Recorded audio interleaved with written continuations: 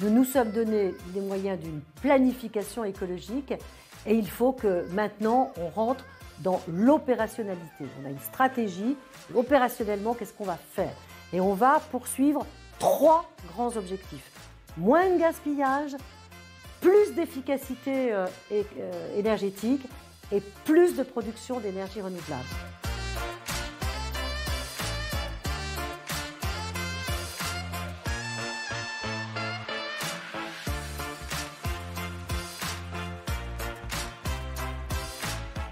Nous avons déjà tout un arsenal de ce qu'on appelle d'éco-conditionnalité. C'est-à-dire que quand on accompagne financièrement la construction de tel ou tel bâtiment, nous l'accompagnons toujours de conditions. C'est-à-dire qu'il faut que le bâtiment soit parfaitement isolé, ventilé, peut-être même répondre aux normes des bâtiments à énergie positive, qu'il soit ce qu'on appelle efficace d'un point de vue thermique. Donc ça, c'est obligé. Si on est sollicité pour construire un bâtiment qui ne répond pas du tout à ces conditions, on ne finance pas.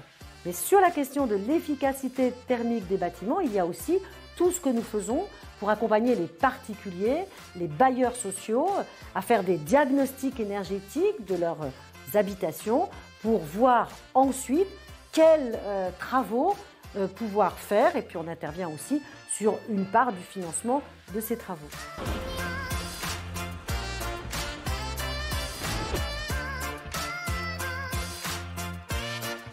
Il faut se départir du diesel. Donc on a prévu de se départir du diesel sur les TER à la fin du mandat et sur, je crois, au moins la moitié de notre parc de cars d'ici la fin du mandat.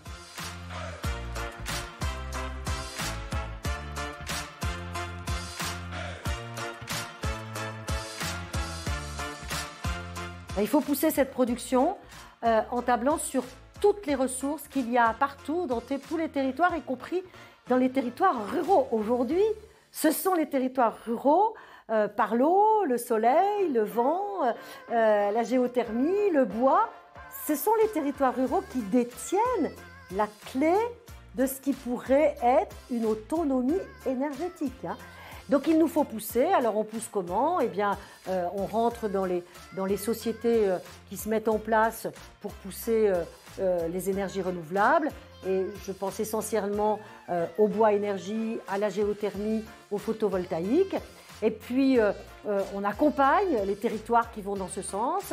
On met en exergue et on sensibilise la population à ce qui se fait et qui est déjà exemplaire sur certains territoires qu'on appelle des territoires à énergie positive.